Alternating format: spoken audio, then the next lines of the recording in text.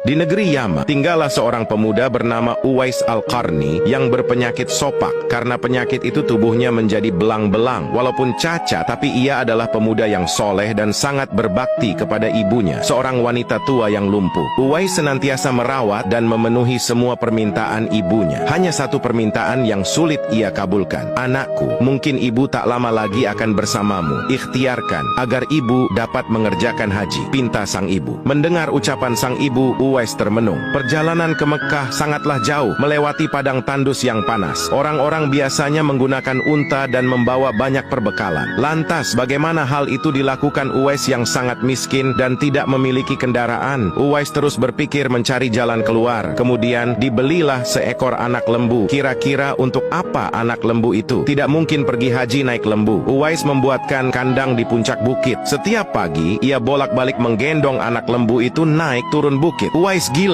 gila," kata orang-orang yang melihat tingkah laku Uwais. Ya, banyak orang yang menganggap aneh apa yang dilakukannya tersebut. Tak pernah ada hari yang terlewatkan ia menggendong lembu naik turun bukit. Makin hari anak lembu itu makin besar, dan makin besar pula tenaga yang diperlukan Uwais. Tetapi karena latihan tiap hari, anak lembu yang membesar itu tak terasa lagi. Setelah 8 bulan berlalu, sampailah pada musim haji. Lembu Uwais telah mencapai 100 kilogram. Begitu juga otot Uwais yang makin kuat. Ia menjadi bertenaga untuk mengangkat barang. Tahukah sekarang orang-orang apa maksud Uwais menggendong lembu setiap hari? Ternyata ia sedang latihan untuk menggendong ibunya. Uwais menggendong ibunya berjalan kaki dari Yaman ke Mekah. Subhanallah, alangkah besar cinta Uwais pada ibunya itu. Ia rela menempuh perjalanan jauh dan sulit demi memenuhi keinginan ibunya. Uwais berjalan tegap menggendong ibunya wukuf di Ka'bah. Ibunya terharu dan bercucuran air mata karena telah melihat Baitullah. Di hadapan Ka'bah, ibu dan anak itu berdoa, "Ya Allah, ampuni semua dosa ibu," kata Uwais. "Bagaimana dengan dosamu?" tanya sang ibu keheranan. Uwais menjawab, "Dengan terampuninya dosa ibu, maka ibu akan masuk surga. Cukuplah ridha dari ibu yang akan membawaku ke surga." Itulah keinginan Uwais yang tulus dan penuh cinta. Allah Subhanahu wa Ta'ala pun memberikan karunia untuknya. Uwais seketika itu juga sembuh dari penyakit sopaknya. Hanya tertinggal bulatan putih di tengkuknya. Tahukah kalian apa hikmah dari bulatan disisakan di tengkuknya Uwais tersebut? Itulah tanda untuk Umar bin Khattab dan Ali bin Abi Thalib, dua sahabat Rasulullah, untuk mengenali Uwais. Beliau berdua sengaja mencari di sekitar Ka'bah karena Rasulullah Shallallahu Alaihi Wasallam berpesan, "Di zaman kamu nanti akan lahir seorang manusia yang doanya sangat makbul. Kalian berdua pergilah cari dia. Dia akan datang dari arah Yaman. Dia dibesarkan di Yaman. Sesungguhnya Allah mengharamkan atas kamu durhaka pada ibu dan menolak kewajiban dan meminta yang bukan haknya dan membunuh anak hidup-hidup. Dan Allah membenci padamu banyak bicara dan banyak bertanya. Demikian pula memboroskan harta, menghamburkan kekayaan." Hadis riwayat Bukhari. Beberapa tahun kemudian,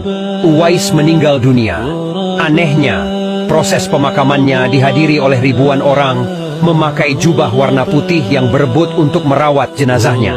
Para penduduk kota Yaman tercengang. Orang-orang yang mendatangi pemakaman Uwais bukanlah orang yang mereka kenal. Padahal semasa hidupnya, ia sangat miskin dan tidak memiliki apa-apa. Lantas bagaimana bisa ribuan manusia ini datang untuk mengurus jenazah dan pemakamannya? Berita tentang keanehan pemakaman Uwais Al-Qarni ini menyebar dengan luas. Akhirnya penduduk Yaman tahu bahwa Uwais Al-Qarni ternyata bukanlah penduduk bumi. Ia adalah pemuda yang terkenal di langit. Dan manusia-manusia tadi adalah malaikat yang dikirim oleh Allah SWT kepadanya. Masya Allah, begitu dahsyat amal kebaikan seorang tabi'in Uwais Al-Qarni yang berbakti kepada ibunya.